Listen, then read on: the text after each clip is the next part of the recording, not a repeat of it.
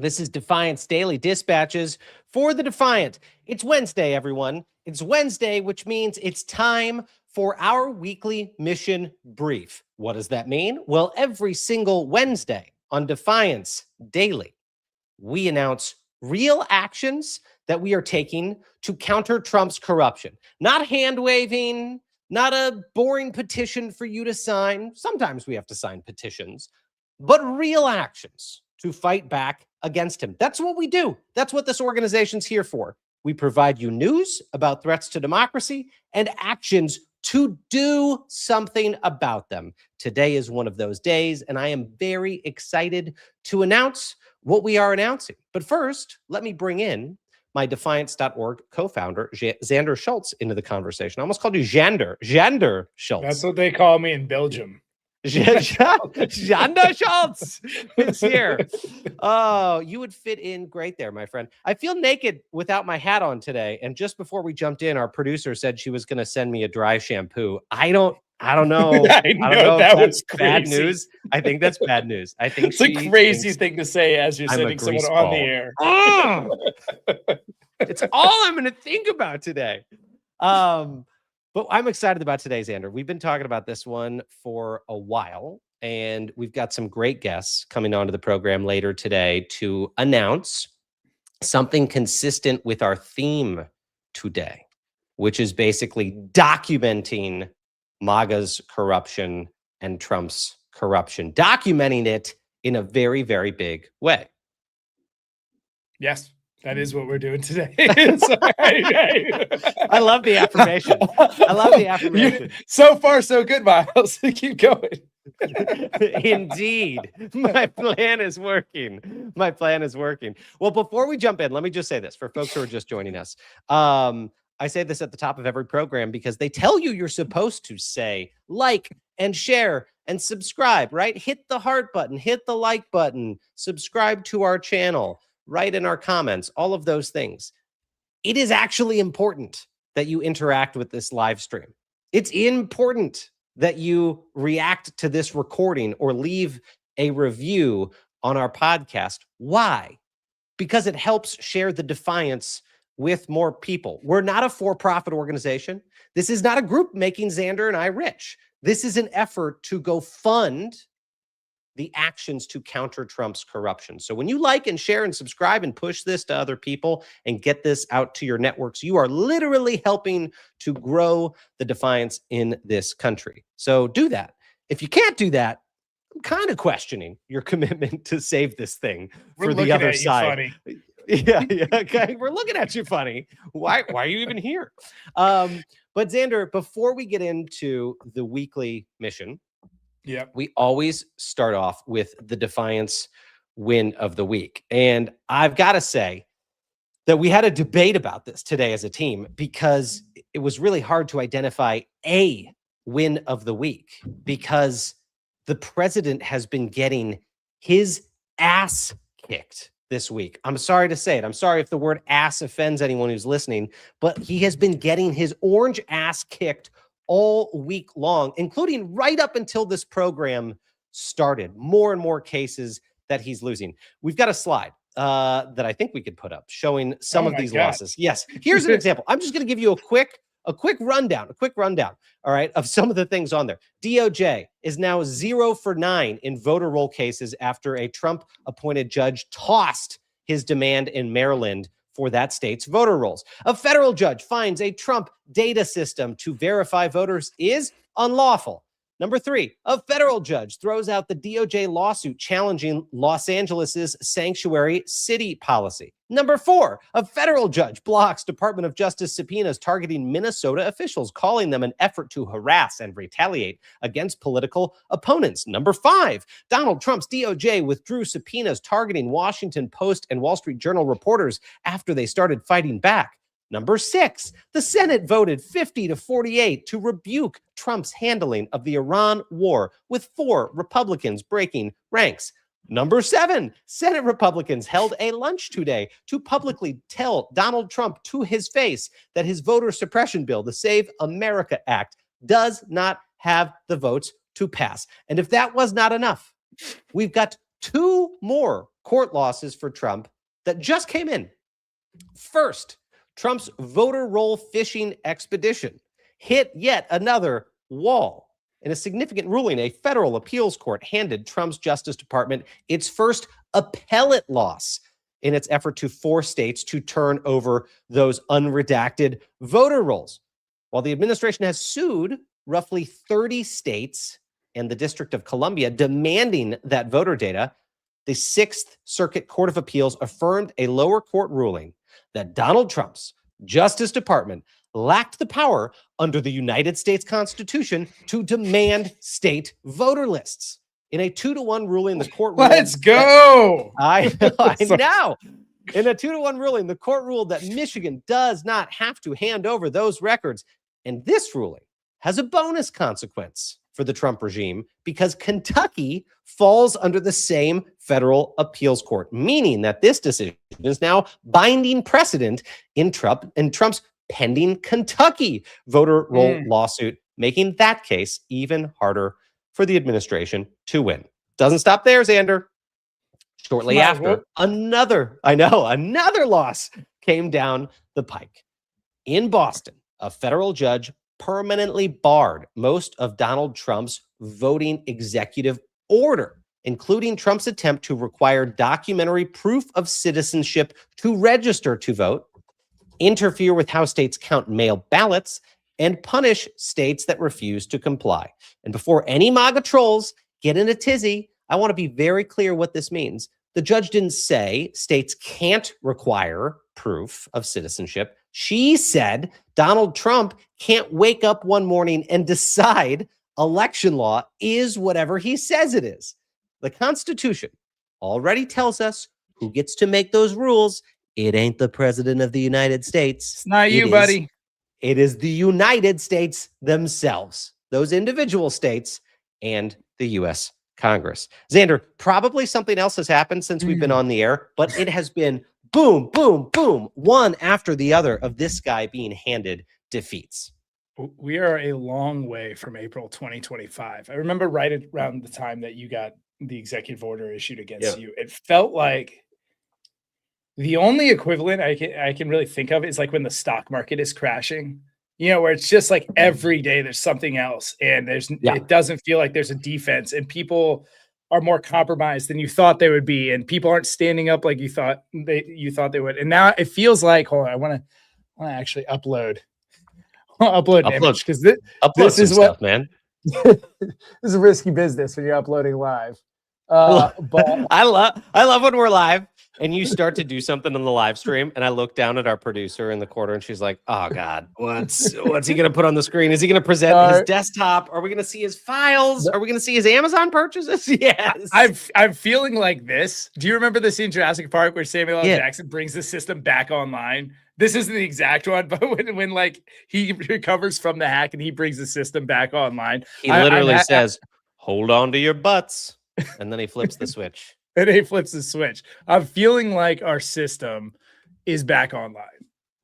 Well, this is very fitting because today we're going to be announcing that we are co-producing a sequel to the Jurassic Park films, like the 9th sequel. And that's the effort underway. This time they're on Mars. Where haven't the dinosaurs been yet? They're going to go to Mars with Elon. That's not totally far off from our mission. So let's get to our mission announcement, Xander. That's our win of the week, which is like 9 wins of the week. And I just want to warn you, by the time we get to Friday, when we do the MAGA losses of the week, that list is going to be pretty damn big. And we're going to go through those plus more. It's just going to be, it will be unlike any Friday that we've ever done. However, today's focus is documenting MAGA corruption. Okay. We have heard loud and clear from defiance.org members. They are our bosses. They are the ones that are crowdfunding this Defiance effort. And they have said, we really, really care about the midterms. And our friend Beto O'Rourke on the program yesterday said, we can't plan for massive protests after the midterms, because if we don't stand up and fight ahead of the midterms and show up in a too big to rig coalition, there may not be anything worth fighting for on the back end. And so we decided that today's mission would focus on those words. Document MAGA corruption. I want you to focus on that first word, because to document it, you might need to produce a bombshell documentary. I'm going to put a pin in that for a second and tell you this. The Trump era has always moved at a pace that makes accountability difficult, my friends. Trust me, know it better than anyone. Every week, as Xander noted earlier, there is a new controversy and a new scandal and a new distraction and a new target that they're attacking. And before anyone has fully processed one story, we're already on to the next story.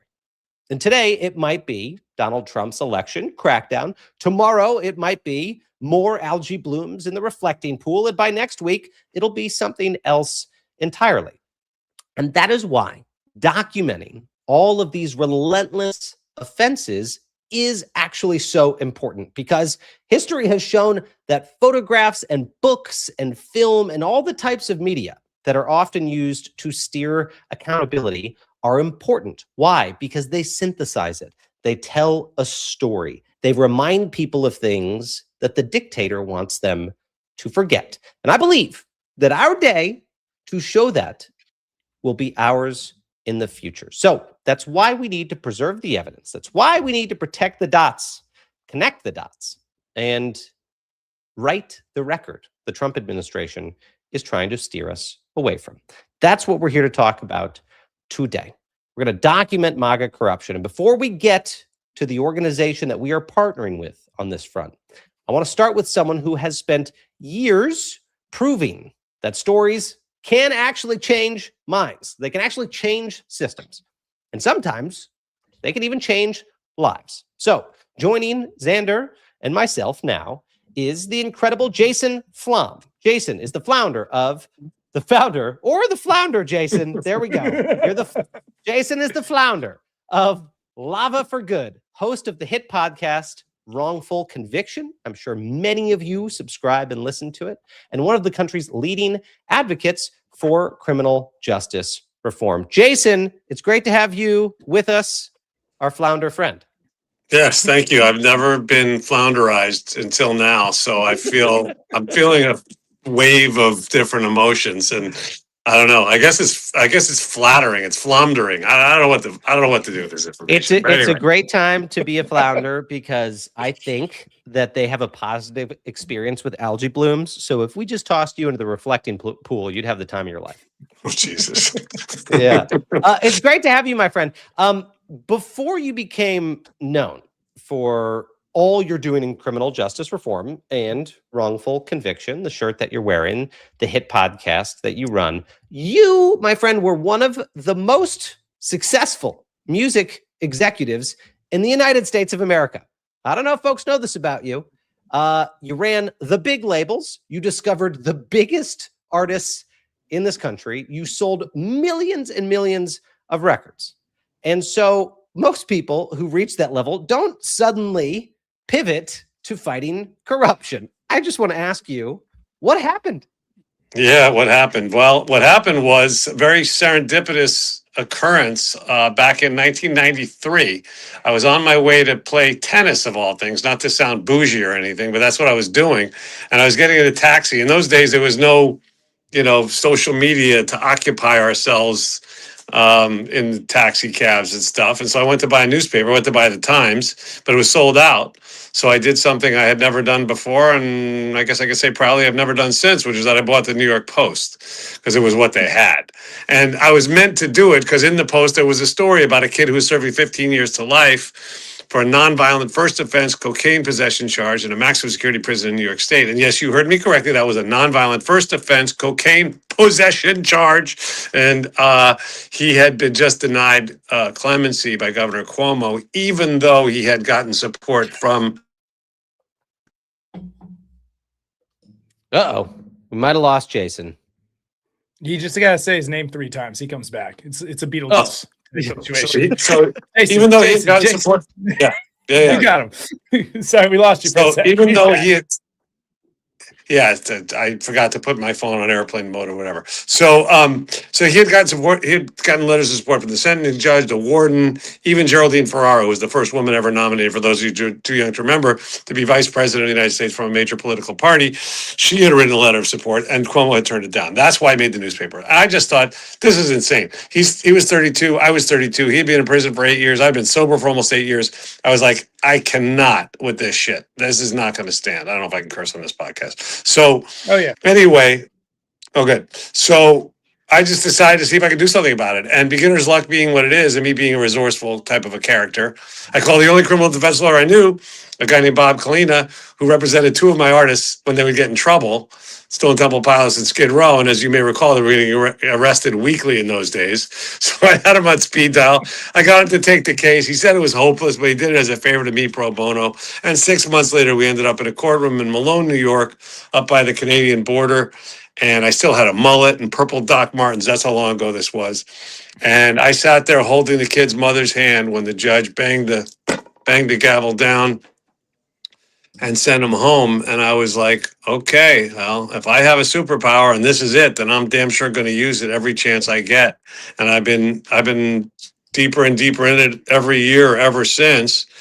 And I never stop, and I never will stop, because it's the best feeling in the world. Anyone who's listening that's ever, done anything like this knows it's just an incredible, incredible feeling when you're able to literally, take somebody who's in a hopeless place and give them some, give them a path out. And that's exactly what I did. I have to say, and for folks who don't know, I mean, some of the artists you've discovered, and you'll probably correct me on this, or you made huge: Katy Perry and Lorde and Kid Rock and Matchbox 20 and the Coors and Tori Amos and Jewel and Sugar Ray and just a whole vast array of people. If I'm the kid who has gotten picked up on first-time cocaine possession, and you're discovering me, and I see the people that you've made huge, I've got to think you have a superpower. I've got to think that I'm special by having your protection. But really what you did was give people the chance that they should have anyway. They shouldn't have the guy who discovers superstars have to be the one to swoop in. So I just want to applaud you for that. I think it's remarkable, and it cuts to part of our story today, which is that people have an illusion that the justice system is just and that it can't be manipulated, and it can be very easily manipulated. And people go to prison if not for folks like Jason, who stepped forward to try to stop an injustice. And I think we lost him for just a second there, Sander, or at least his screen has gone dark. He's a popular guy. He's a popular guy. They're all calling. Let me go on right settings and put this thing on airplane mode real quick. I'm going to put this on airplane mode. I can't deal with this shit. Do not disturb. I think we'll be gone too. Do not disturb. That's what I need. Okay, let me go to do not disturb. Do not disturb. Okay, sorry to make everybody go through this with us, but here we go. Katy Perry's calling him right now. She's like, seriously. She's like, Jason, pick up the phone. What ends up happening with Jason is he gets phone calls from prison all the time. All the time, and has to take them, and does take them, and literally goes down and shows up, works on their cases, and goes and shows up to their prisons and walks them out when he helps them get released, finds them, housing on their first, days or weeks or whatever they need, if that's what they need. It's incredible. I know a lot of people who operate at the macro level where it's like they're investing in systemic justice reform. Then I know other folks who operate on this like peer-to-peer level where you're taking on a case at a time. Jason does both. He does both, and he's been doing it in 93. I'm really interested in asking about this because 93, we're talking about storytelling today, right? 93 is a time when the narratives around crime and who criminals were not empathetic or accurate, right? Jason, when you got into this fight, the narrative of this is the super predator era. This is post Reagan. This is like in the middle of the super predator conversation and whatnot. And part of what you did, and this is what we're here to discuss this week, part of what you did is invest in storytelling, both in yourself and in other products, to change that narrative and help educate people on what is actually going on. Can you talk about that fight to change the narrative around criminality and who's incarcerated, why they're incarcerated, and the role that media and content and storytelling played in it? Yeah, I mean, look, the wrongful conviction podcast, I think is, and I hope everybody take a minute right now, just get your phone, you're already on your phone if you're watching on the phone, but whatever, write it down, go on your laptop, subscribe to the wrongful conviction podcast on Apple or Spotify, wherever you go. We're about to launch our YouTube channel for real in September. And in fact, in the other room, I was just recording a podcast with Nick Yaris, the only man who ever escaped death row and then not only survived and lived to tell about it, but also was many years later proven to be innocent with DNA. So he survived 22 years on death row. After he escaped, he ended up in Florida where he turned himself back in, then ended up next cell from Ted Bundy. You can't make this shit up. But anyway, so we're just recording an episode with him. He's an extraordinary guy. But I think storytelling is so important. It's really the most important thing. I mean, that's what ultimately trials are too, right? There's who tells the better story, which lawyer tells the better story. And we need to change the public perception. It's part of my mission in terms of the idea that there's bad people and they need to be put away. And you watch these TV shows, these procedural dramas, right? The Law and Orders or whatever, and they give you this perception that the good guys are all wearing uniforms or suits and the bad guys are all going to jail and everybody can sleep well at night because there's law and order, and quite literally. And John Oliver did an incredible piece on that, and I encourage everybody to watch it. But the fact is, it's so not that. I mean, the fact is that our justice system, the scales of justice are so tilted, and they're tilted towards people or against people who don't have any resources, right? So ultimately, of course, people of color are much more likely to become victims, whether of wrongful conviction or over sentencing or just being, persecuted by the system for any number of the millions of reasons that they have for doing these things. We lock people up in America at a rate that is 5 times the rest of the Western world, 14 times the rate per capita of Japan. I was just in Japan. There's no crime there, right? There are almost no police. There's no crime. There's almost no prisons. And it sort of shows a different way, that the right way that we could be doing this. And even in Western Europe, like I said, or you could pick almost anywhere in the world, and they don't do it this way. We have 2 million Americans in prison. We have about 4.5 million on parole and probation. We're all paying our tax dollars for this, and it's counterproductive, right? What we know how to reduce crime. How to reduce crime is to provide hope. When you do that, people don't commit crimes, because crimes are basically, not over 90% of them, and Gladwell did a piece on this recently, right, are crimes of desperation or impulse, right? So if we think we're going to police our way out of that, or we're going to incarcerate our way out of that, it's never going to happen. And it's been proven by social scientists all over the world, but in this country especially, where the problem is particularly profound. So ultimately, there's a better way. I mean, if it was up to me, we would close. We could save.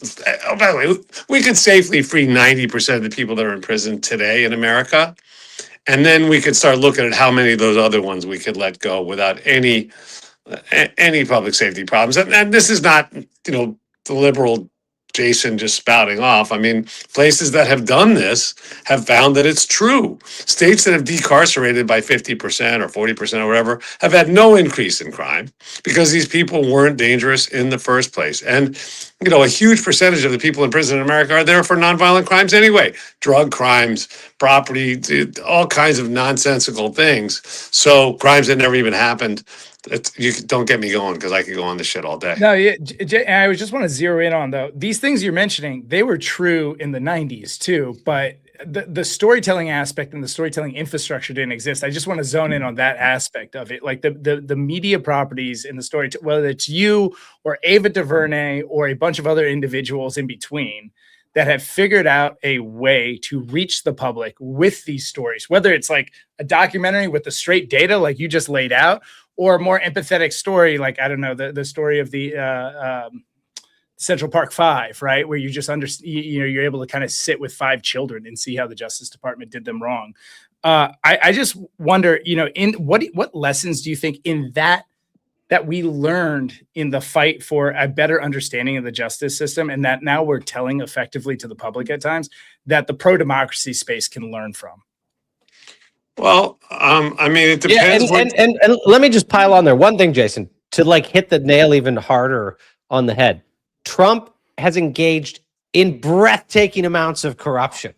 You've done such a good job at taking these forgotten stories of corruption and stitched them together and told a very truthful narrative about what's happening. How do we do that now? And how do you think we can do that effectively? Because this guy's been on a crime spree. Yeah, I mean, you guys do a good enough job covering that. I'm dealing with the forgotten stories, the ones that don't get the headlines, the ones that are people who need attention brought to their cases. And my goal in telling these stories, and it's been that way since I started the podcast, the Wrongful Conviction podcast back in 2016, and now we're whatever. I mean, I'm in show business, so I'm gonna say we're closing in on 100 million downloads. I think we're at 70 million, but whatever, close enough. So we never under exaggerate these things.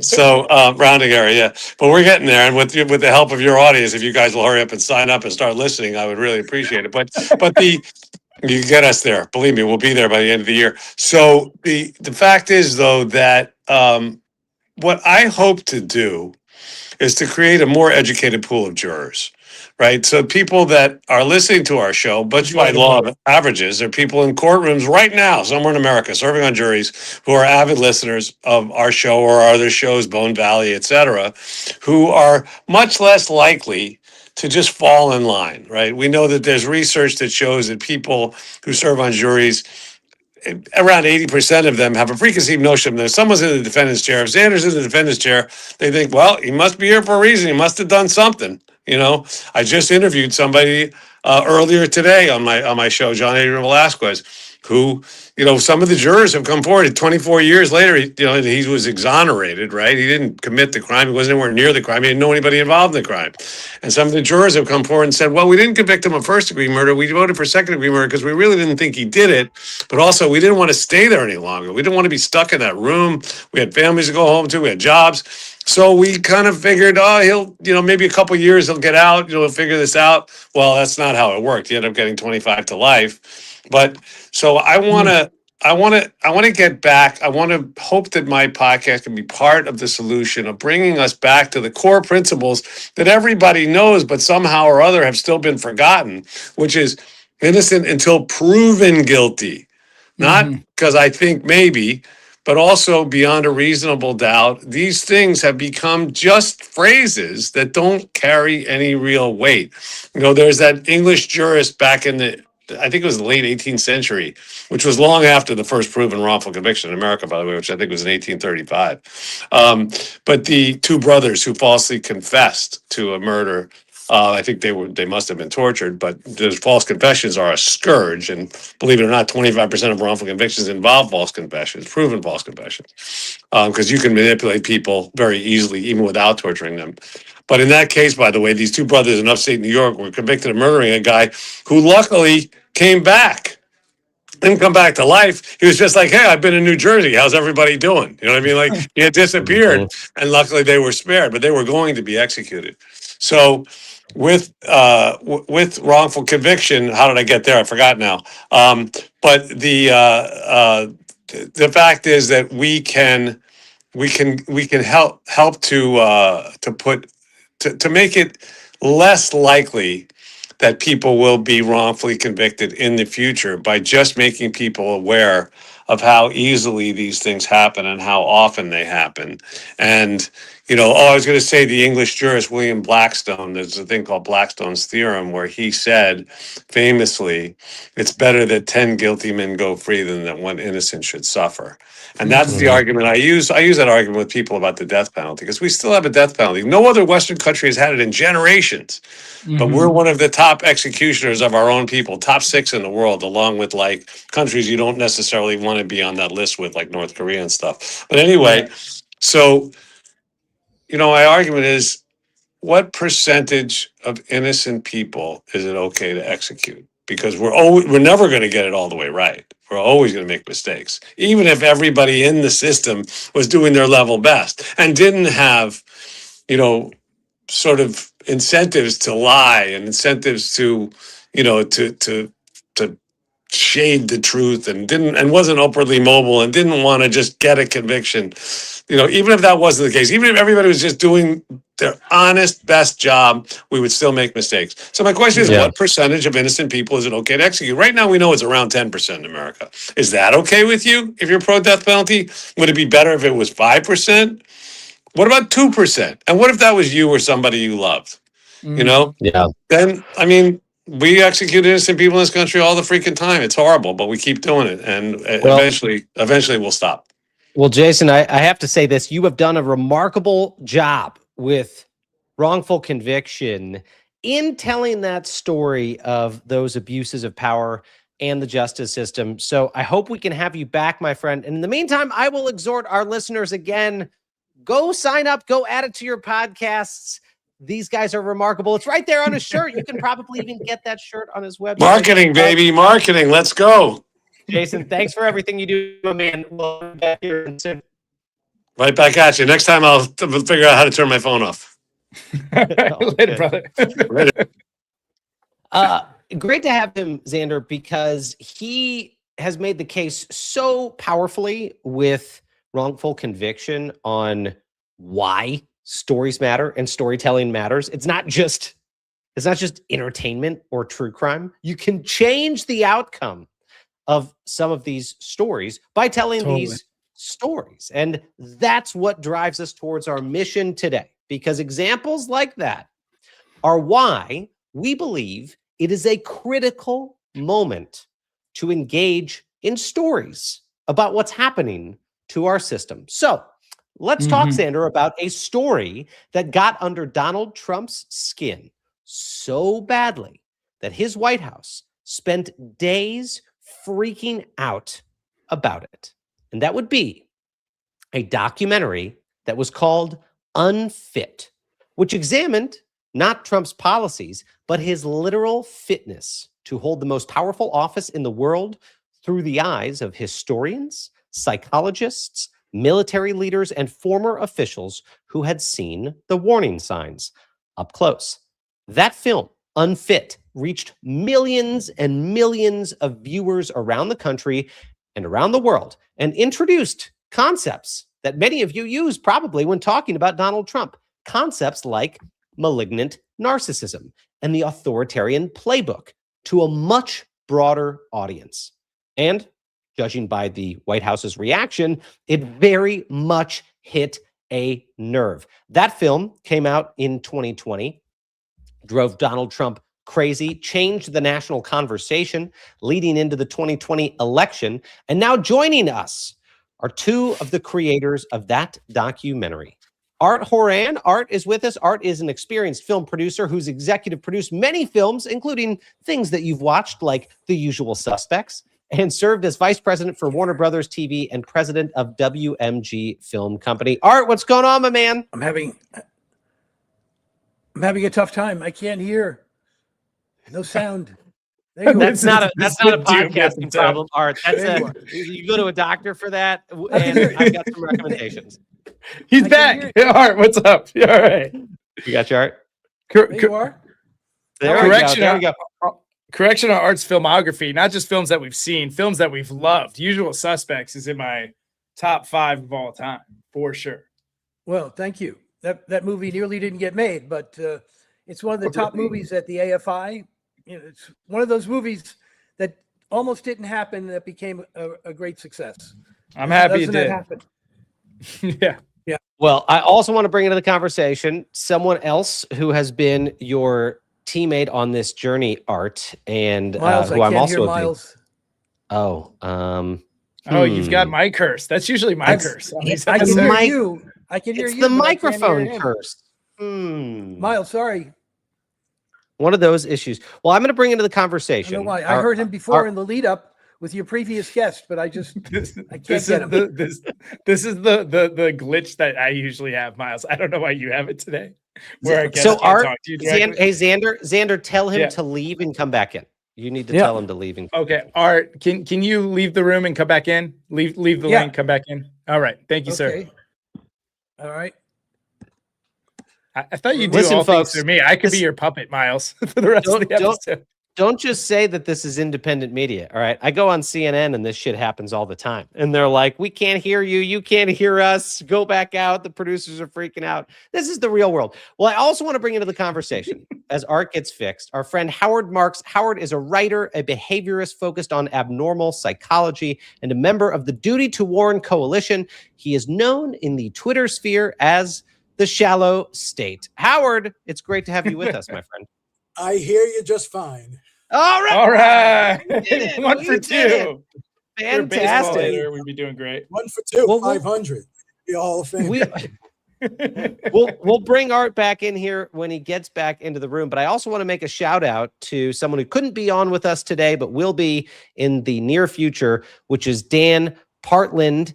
Dan was the director of the documentary. Dan is a multiple Emmy award-winning documentary director and producer. He's worked in nonfiction TV. He's been twice nominated as Nonfiction Producer of the Year and directed the Sundance winner, The Ballad of Ramblin' Jack. Howard, I want to start off with you and ask you a question first. Before we talk about things that may be underway and announcements that we may make today, take us back to 2020, because before the documentary Unfit was even released, you aired a 30-second spot in key markets around the country, a 30-second commercial, including Washington, D.C., about this coming documentary. And the White House absolutely lost their minds over it. I want to play a clip and then get your take on how that played out. Let me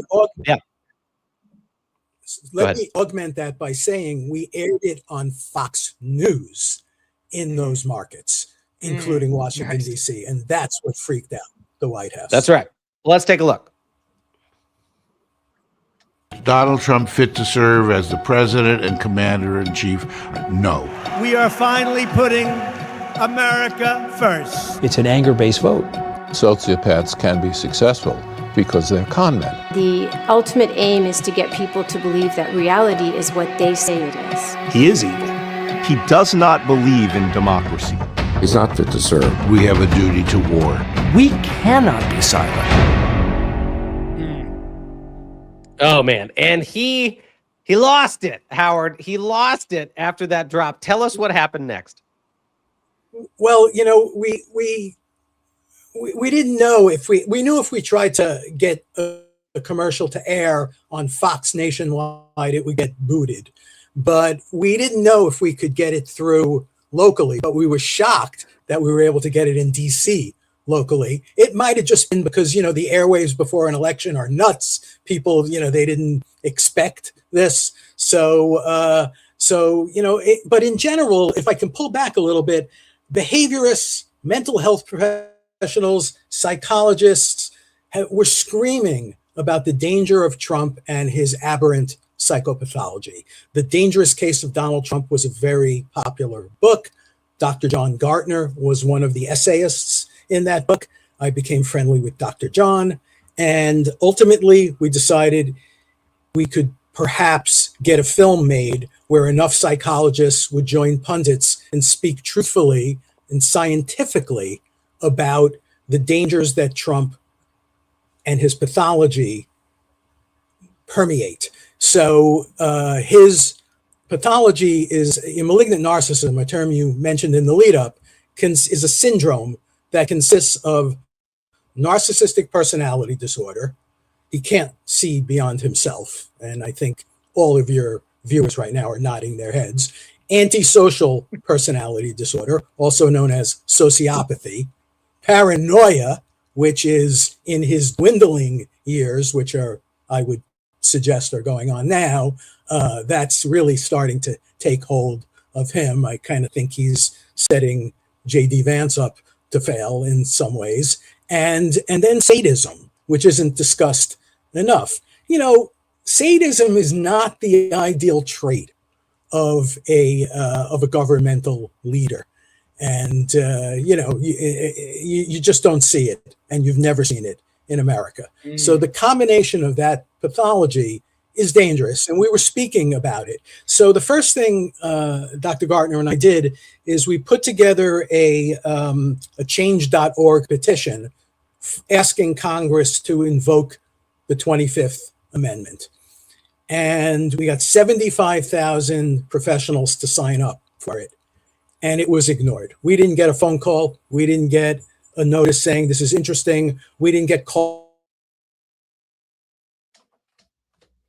in for, you feel this way. So we just said, let's make it.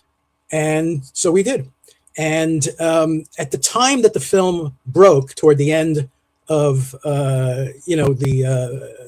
the cycle leading up to the 2020 election, I think that a tremendous amount of the public sensed that there was something behaviorally askew with Trump. They just didn't know terminology-wise and compartmentalization. They couldn't really tell what it was, but they knew they just couldn't put their finger on it or how it would manifest. And we got, as you saw in the commercial, a tremendous amount of pundits, respected guys like Bill Kristol, George Conway, Malcolm Nance, Anthony Scaramucci, Dr. Gartner, Dr. Dotis, Dr. Justin Frank. And there they are. That was Dr. Justin Frank with the beautiful mustache that I wish I could grow. We're all going to grow mustaches when we make today's announcement, but we'll get to that in a second. Howard, I want to throw another question your way, which is that one of the things that struck me watching this again is that so much of that film, Unfit, that documentary that drove Trump crazy in 2020, it still feels relevant. I mean, tonight on this program alone, we've talked about Donald Trump's election crackdown. We've talked about his insistence that everyone else is to blame for the reflecting pool disaster and all of these endless fights with the press whenever reality doesn't match the story that he wants to tell. This is something that you guys have long recognized. You put it out there in your film, and I think we have a clip that we can play tonight that perfectly exemplifies it from the first film. Take a listen. Tried to cheat Tiger Woods in a round of golf once. Tiger freaking Woods. He's off to the right. He's playing against Tiger Woods. They each have a partner. He chunks one flat into the water, splash. He says to his partner, throw me another one they didn't see. I'm like, that's Tiger Woods. Tiger, we are inspired by everything you've become and attained. The job you've done is incredible.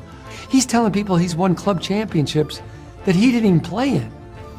He won a club championship that's being played in Bedminster, New Jersey, when he was playing in Philadelphia.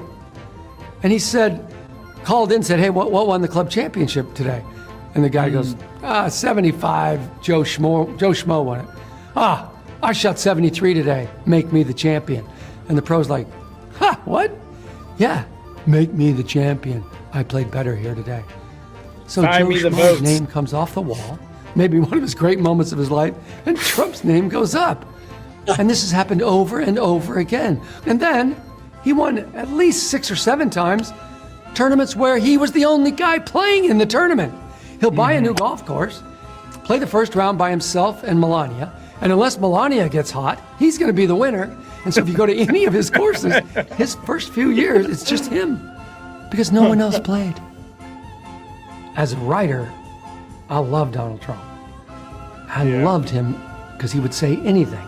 It was like, yeah, I banged Marilyn Monroe and I punched out Sinatra. And we're like, yeah, what else you got? Because he'd say anything.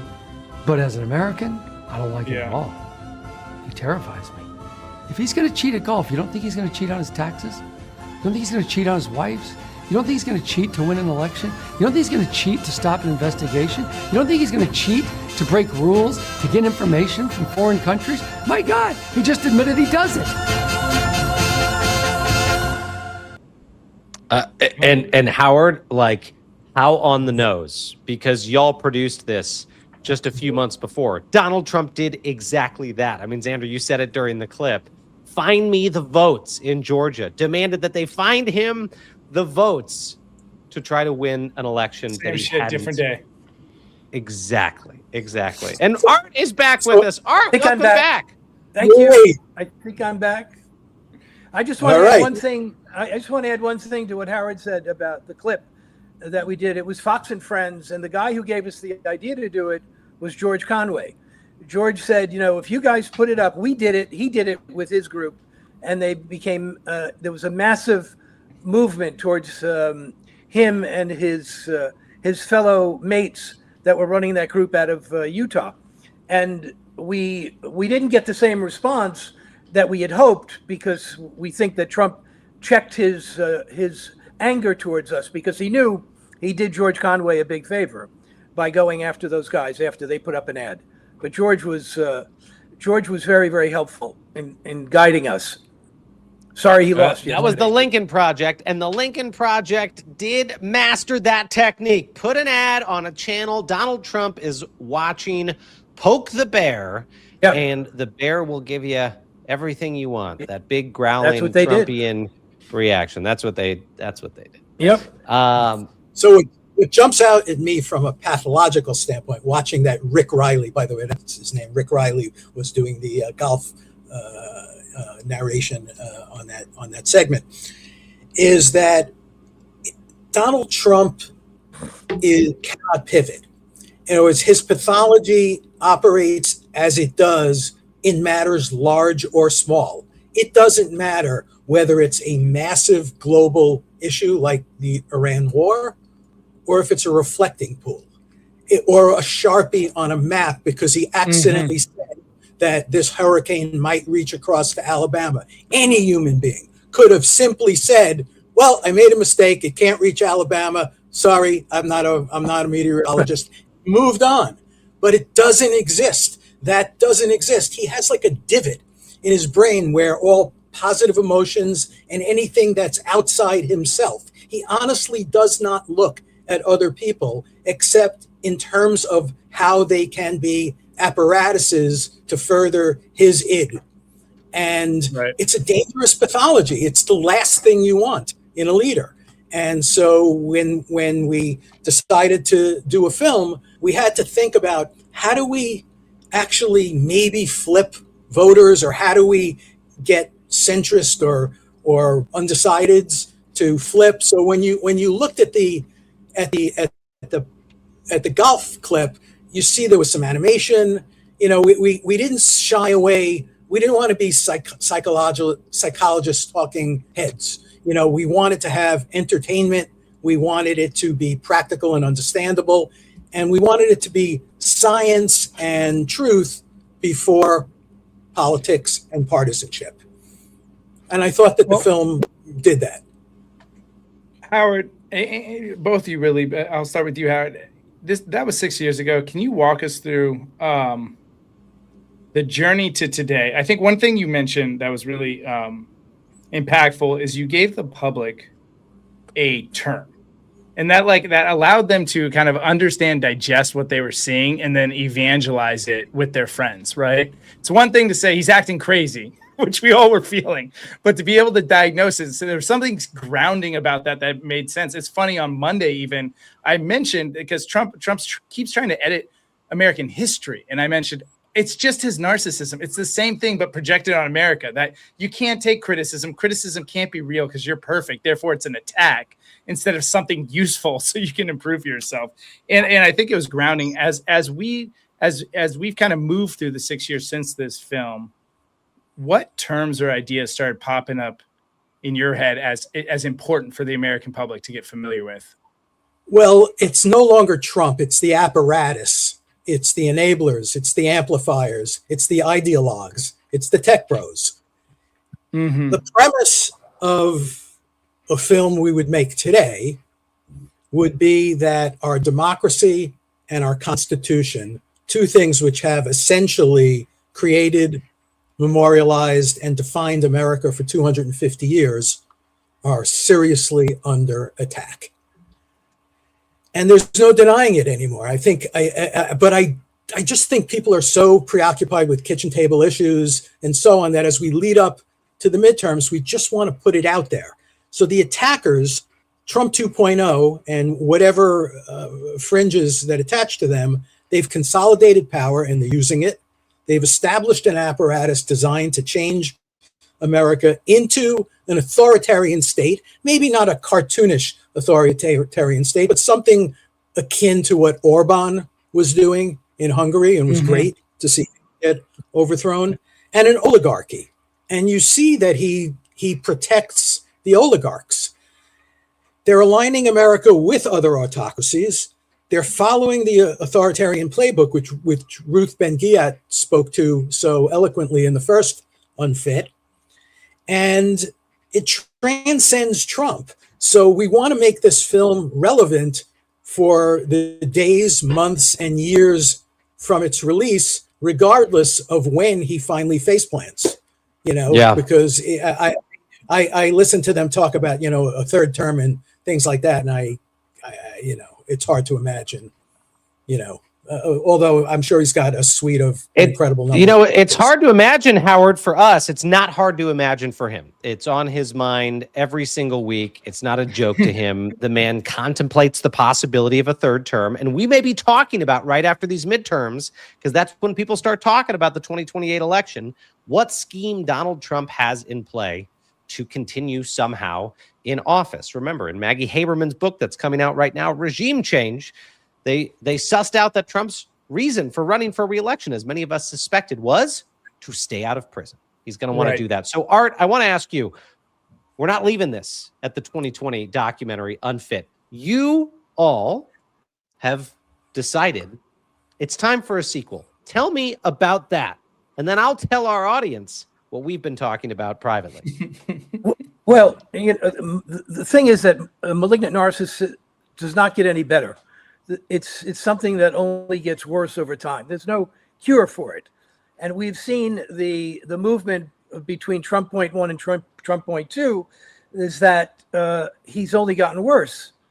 Here's a guy, the two things that stand out to me are his lack of empathy and his attacks on immigrants and his grandiosity. I guess in Regime Change, they really make a point of talking to him about as he views himself in the pantheon of the great leaders of the world, many of whom went down in infamy as evil and horrible human beings. So I think that it's important for people to understand that this malignancy will continue, and unless we put an end to it, put an end to him, our democracy is in serious trouble. So that gave us the impetus to move into 2026, and we think that there'll be reason to keep going to 2028 because, as Howard mentioned, it's not just Trump; it's everybody around him. They all seem to have the same problems. They've adopted his own personality defects, and I wish I could say that there are some good apples in that bunch, but I don't see any. So I think what we'd like to do, is just to keep prodding and keep exploring and keep educating, because the mainstream media is not discussing it. They do a little bit more now than they did, but they normalized him for the most part of years. So it wasn't anything that was really discussed, with the exception of a few newscasters. But and I bring back Rob Reiner, God rest his soul.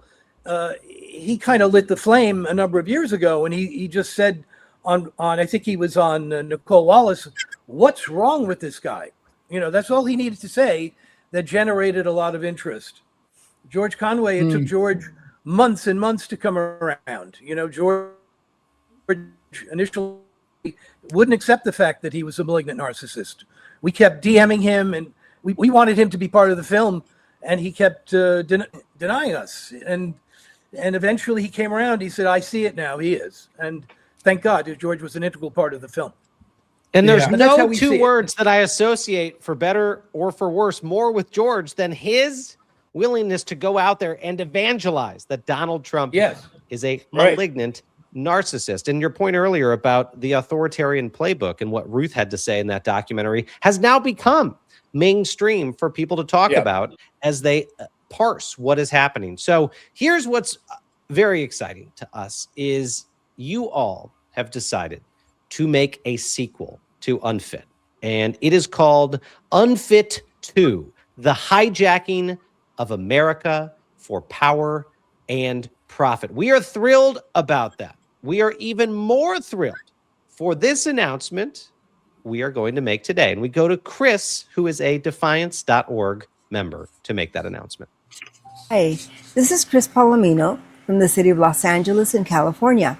On behalf of the Defiance, it is my privilege to announce Defiance.org is co-financing the production of an important documentary, UNFIT TOO. Oh, And yeah. I'm thrilled to add to that, my friends, that UNFIT TOO will be produced and directed by your team and released ahead of the midterm elections before November in partnership with Defiance.org. We are thrilled to be doing that with you. Art, tell us the impact this is going to make on the country. I'm not sure. Did we lose our Cliffhanger? Cliffhanger! Howard, Well, tell us the allow impact this is me- going to make on the country. UNFIT TOO is going to say things that won't be said as readily anywhere else. Art, let me know if you want to jump in. I'm not sure he hears. So these things are part of what's needed. More people understanding the danger of the psychopathology, it matters. Knowledge matters. Degree of resistance matters. Margin of victory in the midterms matters. You know, we're expecting shenanigans from Trump. You know, public outcry against any attempts at that matters. Disinformation right now is so entrenched, and kitchen table issues and ICE transgressions are important. Maybe those are the most important things, but they might be insufficient to guarantee the results we need to protect our American experiment. So we want to get it out there that Trump is pathologically disordered. He is neurologically diminished. I'm not diagnosing from afar, but you know, I see what I see. He's globally disrespected. Among those nations that aren't angling for money or favor, he's despised, and that's hurting America's standing. Here at home, he's assaulting all that's good, all that's right, all that's true. He's trying to change how we perceive humor, culture. He's a malignant narcissist, but not only that, he's aggrieved, he's unstable, he's in decline, he's approaching his final act. And like Art said, malignant narcissists are incurable. They always get worse. And the worst thing of all is they never want to go down alone. Even when Hitler was in the bunker and he offed himself, everyone else in the bunker did the same. So it's a scenario that, you know, I don't want to overly dramatize. We're talking about a pleasant announcement and a film and all that stuff. But I do want to put, you know, I think we need to get some realities out there that are true, that aren't as spoken about in the media. I do notice more discussion about it in the media than there was, and George was one of the leading proponents, as you pointed out, and he never goes 4 or 5 sentences without mentioning the term malignant narcissist anymore. But I do think UNFIT will fill an important role in the perceptions of people leading up to the midterm, and we're just tickled pink and thrilled to be aligning with Defiance.org and the media colossus that you guys are becoming. You're tickled red, white, and blue, my friend, and we're going to get to share that with the world very, very soon. Howard, I am so grateful to be doing this with you. We've got to let you go because we're at time, but we're going to tell our viewers more about how they can support this effort. We're going to have a lot more to say in the weeks to come. There's going to be more announcements, more opportunities for people to spread the word. But let me just say how honored I am for our organization and members to collaborate with you, and how confident we are we can impact the national conversation in the lead up to the actual most important midterm elections in American history. We feel likewise. A big thanks to you, Howard, and we're sorry for the technical difficulties with you and Art. That won't be the case with the film. The great thing is when you go into post-production, there's no live streaming issues. Yeah. All right. Thank you, Howard. Thanks, Howard. All right. For anyone who's just joining us, the documentary, the sequel to Unfit, is called Unfit TOO, The Hijacking of America for Power and Profit. This is the long-awaited sequel to the 2020 documentary that diagnosed Donald Trump's psychological unfitness for the presidency. And that documentary will premiere this fall ahead of the November midterm elections in partnership with Defiance.org. Again, if you are just joining us, directed by multi-Emmy winner Dan Partland, who will be with us on this program in a few weeks, and produced by Art Horan, the team behind the original 2020 documentary Unfit, which reached millions and millions of viewers across the United States and around the world. That sequel will be produced in part by Defiance.org. Last thing I'll note, Xander, just for folks who are asking, what's this going to be about? Unfit TOO picks up where the original documentary left off, where the 2020 film used the testimony of those top mental health professionals that we showed earlier to expose what one expert called the malignant narcissism of the 45th president of the United States.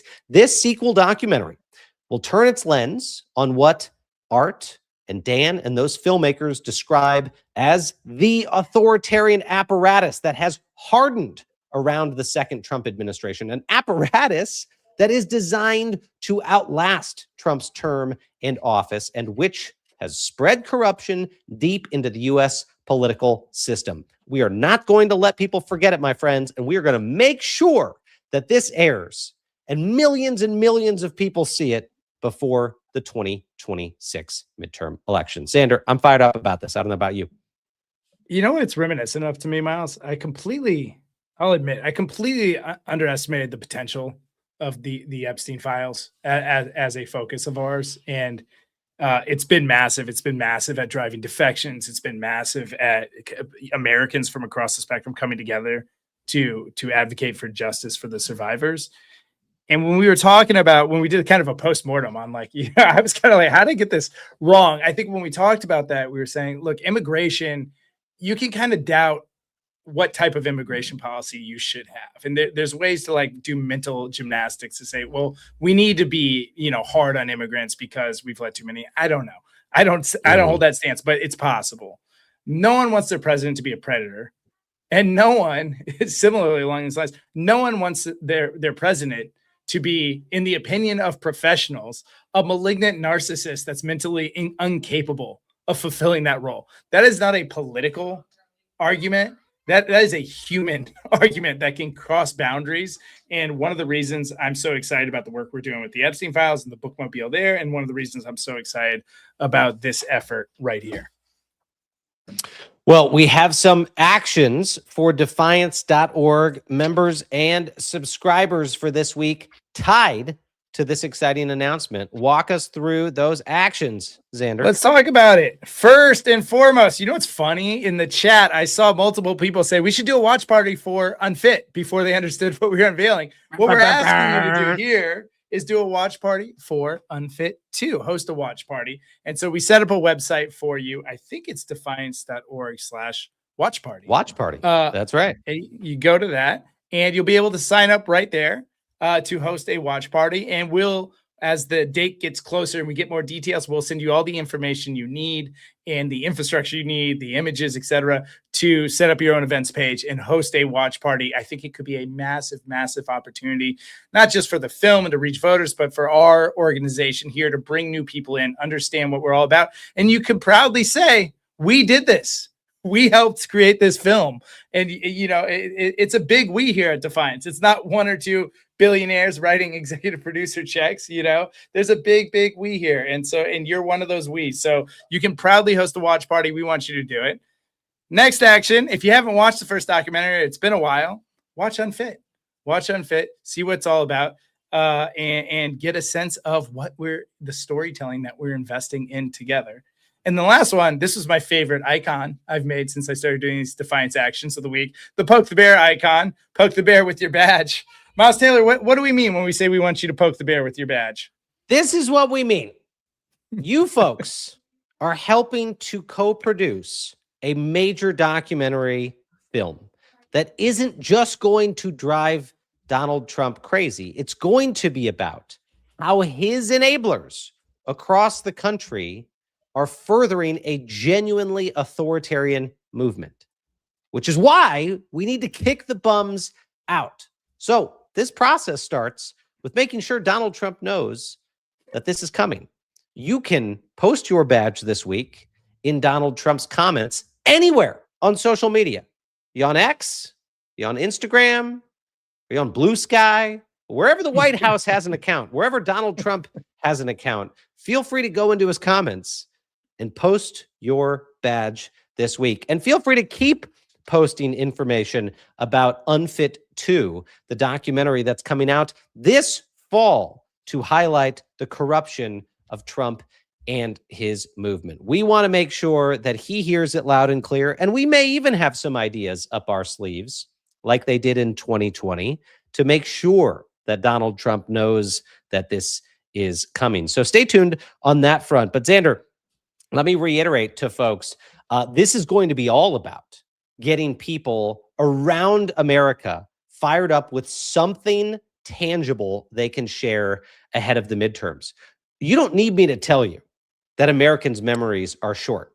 You know that because Donald Trump got reelected again. The man who left office with a 29% approval rating after having fomented an insurrection at the United States Capitol, trying to steal an election and skipping his successor's inauguration, was somehow brought back into office. People forgot. Before these midterm elections, do not let them forget how this man and his allies in Congress are corrupting this country. Do not let people forget. And don't say we didn't give you an option to make sure that people wouldn't forget. This is it. We're going to give you a powerful, concrete documentary, as powerful as the original film, to let people all around the country watch ahead of the midterm elections. That documentary is going to be shooting very shortly. We're going to bring you into that process. We're going to involve Defiance.org members in the production and in the announcements, and importantly, most importantly, in that distribution. So go to Defiance.org/watch party. If you want to host one of those, sign up. You're not going to get an email from us next week. You're going to get an email from us probably in a few weeks as the release date of the film and other details start to get cemented, so you can plan that out on your calendar. So you can decide what day or days in September and October you want to host people at your house, at your community movie theater, anywhere that can screen or project a film that is on YouTube. We are going to make this as easy as humanly possible to share this film. And you're going to be able to do that anywhere and everywhere. And you all are going to be on the front lines. That's the website right there, Defiance.org/watch party. Gives you the details. You are making a movie, my friends, and co-producing it with the incredible folks who made the original UNFIT documentary. And then at the bottom there on that site, you can sign up to host one of those watch parties. So please do that. Go watch the original film if you haven't already. Millions and millions of you have. It had a fantastic score on Rotten Tomatoes. This one's going to have an even better score on Rotten Tomatoes, and we're excited to get this out into the world. It's very, very important to do. Xander, this one's going to be a lot of fun, and I think in about a month, we're going to have more announcements on this front to make to our Defiance.org members. Everyone needs a Miles Taylor in their life, by the way, gang. If you don't have a friend like him, I took the first shot at that website and I spelled your wrong. I noticed because Miles Taylor changed it. I used Y-O-U-R. Miles is always cleaning up my mess.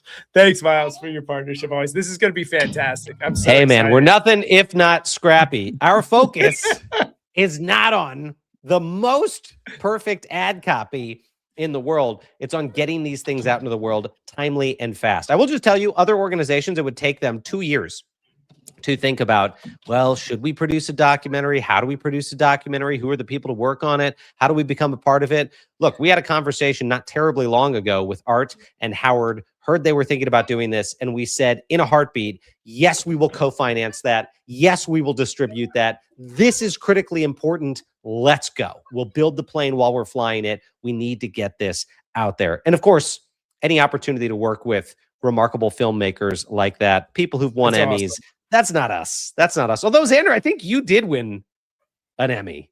Yeah, Right? yeah, I don't want to get into it. Yeah. Okay. Separate I've had story too for many another past day. lives. Separate story for another day.